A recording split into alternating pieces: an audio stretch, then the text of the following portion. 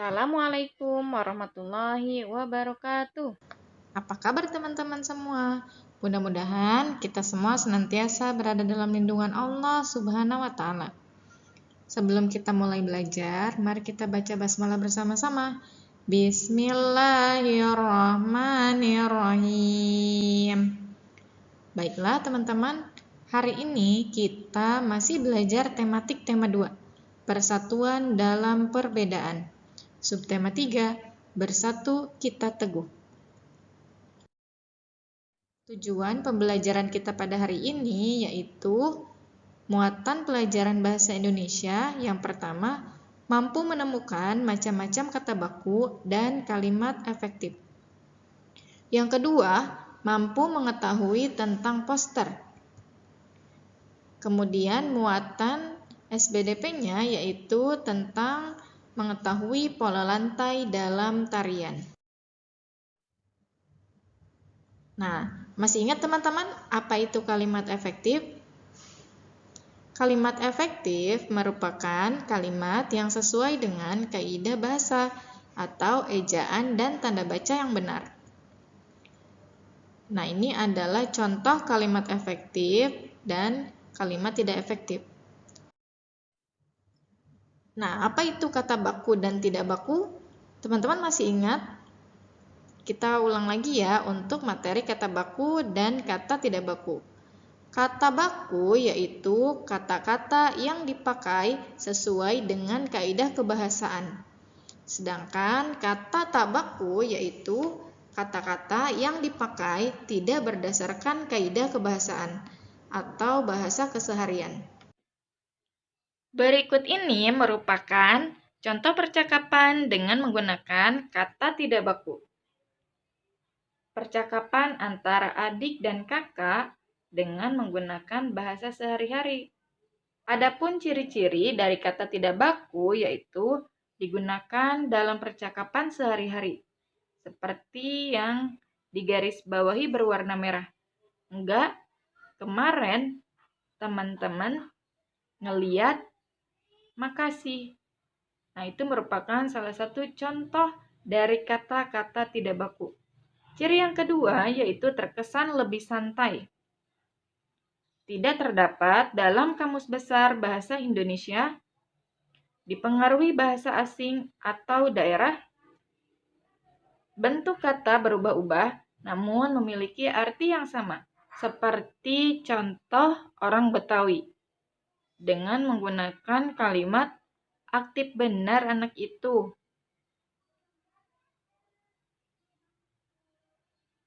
Aktif, kata bakunya adalah aktif. Benar, kata bakunya adalah benar. Kata tersebut merupakan kata tidak baku yang memiliki arti yang sama dengan kata baku. Nah, berikut ini merupakan contoh pidato kepala sekolah. Kita lihat ciri-ciri dari kata baku. Yang pertama, digunakan dalam situasi resmi. Kemudian tidak dipengaruhi bahasa asing atau daerah. Memiliki arti yang pasti, terdapat dalam Kamus Besar Bahasa Indonesia.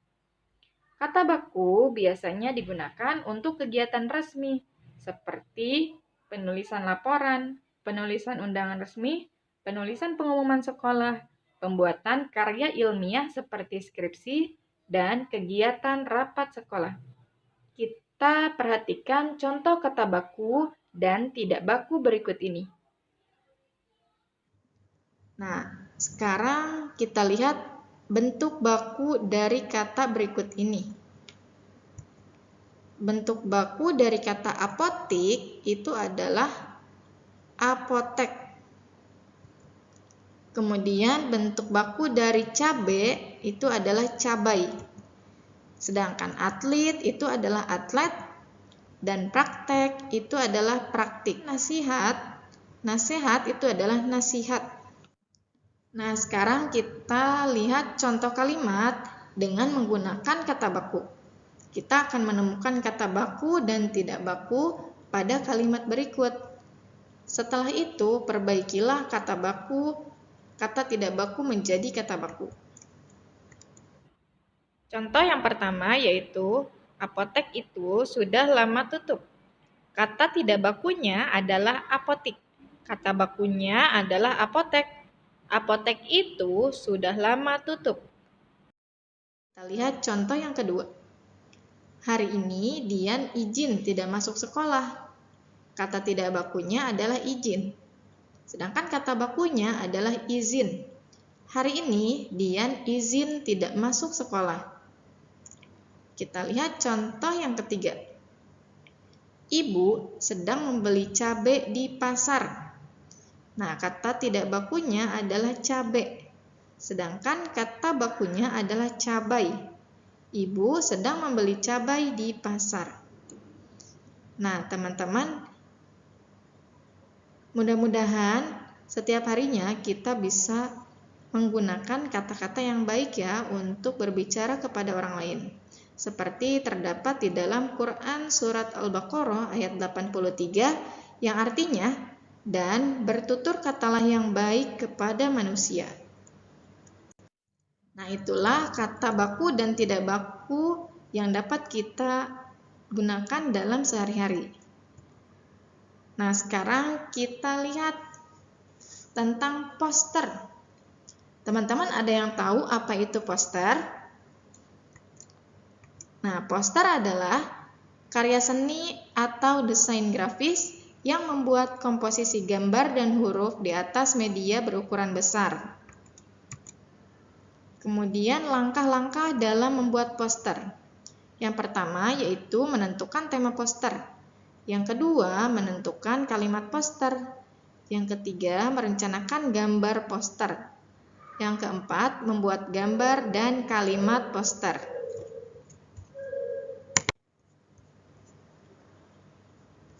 Nah, tujuan dalam membuat poster itu adalah untuk berbagai tujuan seperti iklan, pendidikan, propaganda, sosialisasi, atau dekorasi.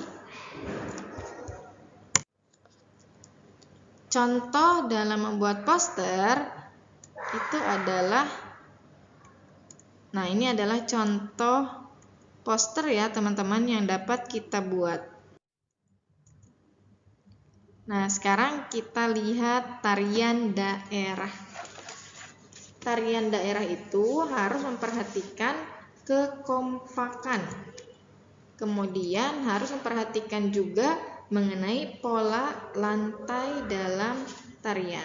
Ada yang tahu teman-teman apa itu pola lantai dalam tarian? Nah, pola lantai itu adalah pola denah yang dilakukan oleh seorang penari dengan perpindahan, pergerakan, dan pergeseran posisi dalam sebuah ruang untuk menari.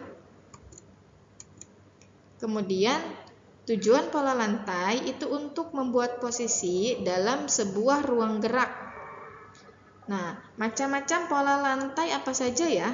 Yang pertama itu ada pola lantai vertikal. Ini adalah pola lantai vertikal. Kemudian yang kedua, pola lantai horizontal.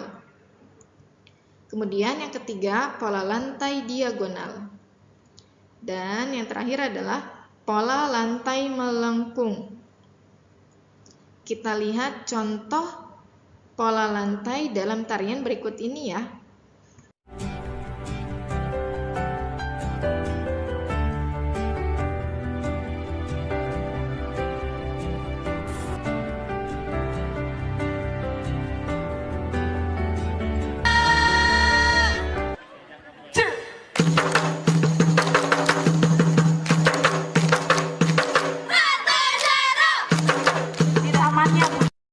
Urang nanti bohong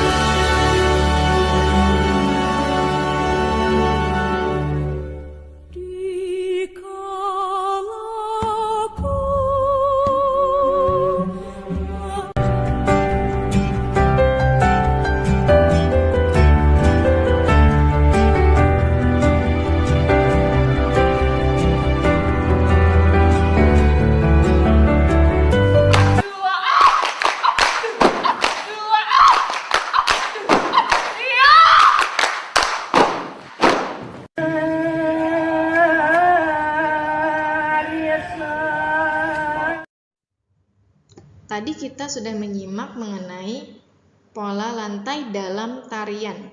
Sekarang kita lihat bentuk penyajian dari tari tradisional.